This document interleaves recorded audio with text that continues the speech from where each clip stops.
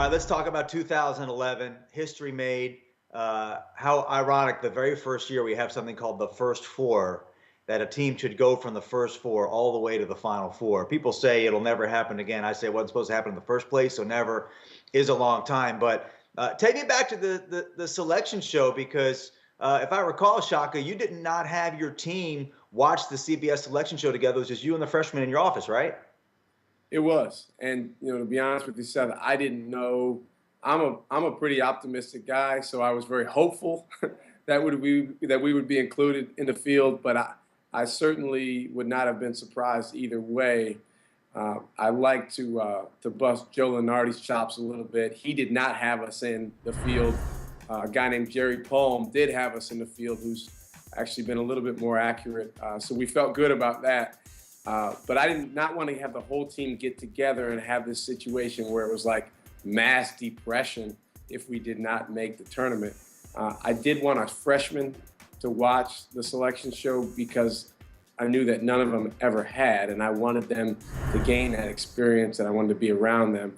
So we watched it right here in my office in our arena here, and when our name got called, it was just sheer pandemonium among the coaches' offices and down the hall, the administrative offices. And we didn't even know we were playing UCLA for about the first 15 minutes, and then we finally settled down. And we said, who are we playing? Minor details. I'm sure. USC. Yeah, USC, exactly. But I'm sure you have so many great memories from that run. Just pick one, maybe little memory that sticks out in your mind about that magical run. Well, the best thing about the run, Seth, is just the fact that, and I know you hear this cliche in sports all the time, but it really was a selfless group of guys who had not necessarily been that way for the whole regular season. And the best example I can give of that, I have a picture in our office, which is probably my favorite picture from that run, of our bench after we beat Florida State to go to the Elite Eight.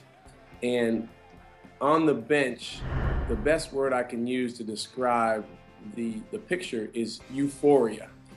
But these are the guys on the bench. These are the guys that, if they had been in a different place mentally, might have been thinking, hey, I should be in the game. Those weren't the guys that were in the game that won the game at the end. But our coaches, our players, the crowd behind the bench, that's a picture that will forever be stamped in my mind, and something as a coach, you try to replicate that feeling. It's very, very difficult. And it's difficult, and I'm a big believer in that stuff producing winning. I could not agree with you more on that. Let's ping pong around a little bit, a couple of topics all over the place a little bit. So I want to tiptoe into this without being misleading or overstretching it, but you had a chance to introduce President Obama at his very first rally. Of course, Virginia was a swing state that he ended up carrying for re-election. He came to VCU, and you got to introduce him. Now, let's set aside the politics of this. But in going back and rereading through your life story, the parallels between you and Barack Obama are amazing. We're talking about biracial men, basketball fans, obviously, white mom, African-American dad who was not around while they were growing up, exceptionally smart and intellectual.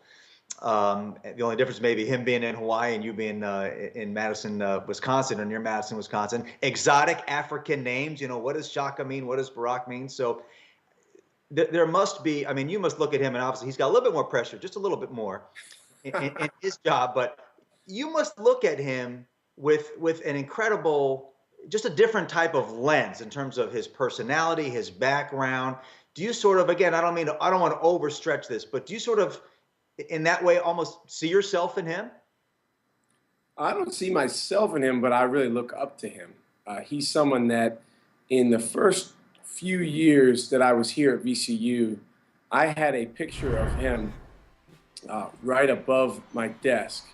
And on the top, bottom, left side, and right side of the picture, I had written traits that I admire in him that I hope to, kind of mimic.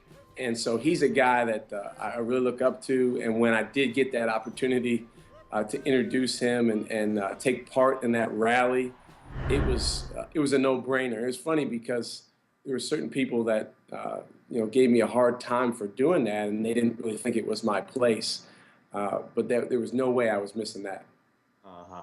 And finally, Shaka, you recently became a dad. In fact, during the Final Four run, you revealed that your wife Maya was pregnant, your daughter Zora. So now you get to be the dad that you didn't have.